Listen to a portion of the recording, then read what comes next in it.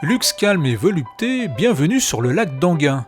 Situé dans le Val d'Oise, ce petit joyau de la nature n'a pas toujours eu cet aspect magique.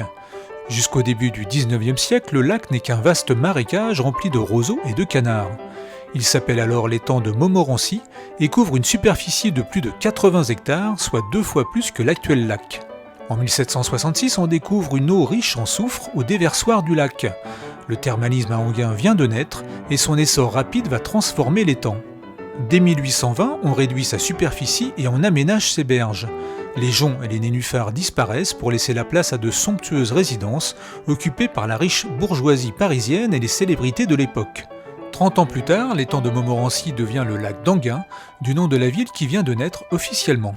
C'est un décret du 7 août 1850 qui a créé la commune d'Enghien en prenant des morceaux du territoire de Soisy, de Saint-Gratien, d'Épinay et de Deuil-la-Barre. Et tout ça, ça fait la commune d'Enghien-les-Bains qui est née le 7 août 1850. Avec l'arrivée du train en 1846, la station thermale accélère son développement touristique. L'ancien étang devient un élément de promotion de la ville aussi important que les thermes ou le casino. La jetée se transforme en esplanade et la surface du lac se remplit d'embarcations diverses. On y fait du pédalo, de la barque, de l'aviron et de la voile. C'est ici que va naître la plus ancienne association sportive de la ville, la Société nautique d'Enghien. Elle se trouve sur l'île des Cygnes, l'une des 2 îles du lac. Cette association a été créée en 1885 par l'ensemble des riverains, un grand nombre de riverains du lac qui, à force de faire des ronds dans l'eau, se sont dit « bon, il faudra peut-être qu'on fasse un peu de compétition entre nous ». Donc ils se sont réunis et ont créé la Société nautique d'Enghien, qui société était une association de propriétaires à l'époque et non pas comme c'est maintenant société commerciale. Malgré son apparence paisible, le lac ne sera jamais un lieu de baignade. Rempli de vases sur son fond et pas assez profond avec seulement un peu plus d'1 mètre par endroit, la natation y est interdite.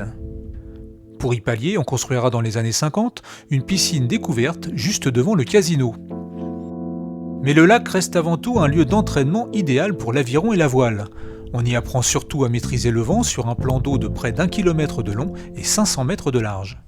Un bateau à voile, ça marche avec le vent. Et quand on est sur un lac comme celui-ci, on a quand même eu quelques champions du monde.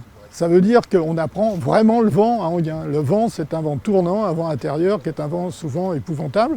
C'est sûr qu'on n'apprend pas les vagues, mais au moins, quand on part en mer, on sait d'où vient le vent et on sait comment il fonctionne. Aujourd'hui encore, le lac reste la vitrine d'Enghien-les-Bains. Concerts, feux d'artifice, manifestations nautiques et sportives, il est au centre des activités de la ville. Un drôle de destin pour un marécage devenu un havre de paix et de dépaysement à seulement 12 km de la capitale.